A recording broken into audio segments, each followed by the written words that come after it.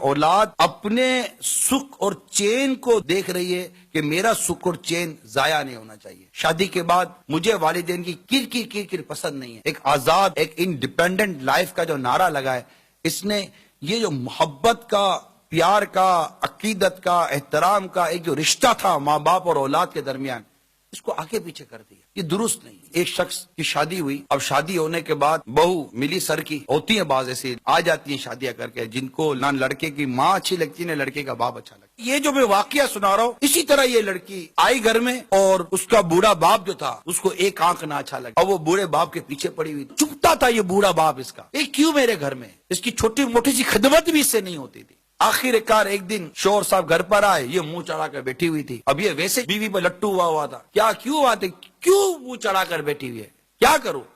अब एक दिन भी मैं तुम्हारे बाप के साथ नहीं रह सकती।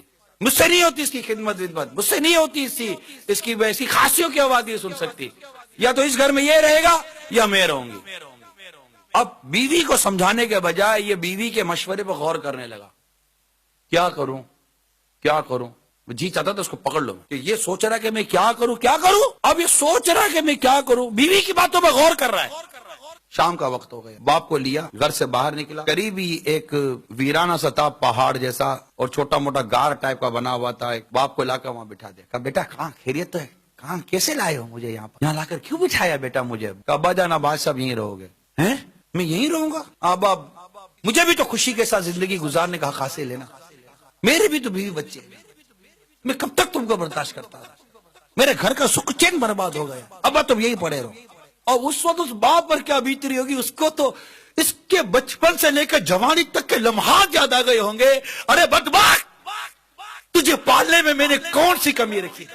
पसीने की जगह खून बहाया तुझे पालने में, और तू आज अपने सुख के लिए, अपनी खुशियों के लिए अपने बाप को उठाकर वीराने में डाल रहा है। बाप जब्त करके कहने लगा, बेटा जैसी तेरी खुशी, मगर देख सर्दी है तो तकिया चादर ला कर तो दे दे, मैं कैसे रहूंगा यहाँ पर? ठीक है बाबा करता हूँ। उसका बेटा को 8-9 साल का था ना, तो बेटा जाओ घर से दादा के लिए चादर लेकर आ जाओ। वो बेटा था समझदार, घर पर गया और चादर ला कर दी। जैसे ही चादर खोली तो चादर आधी थी, चादर आधी थी। बाप ने कहा बेटा ये आधी चादर क्यों लाया है?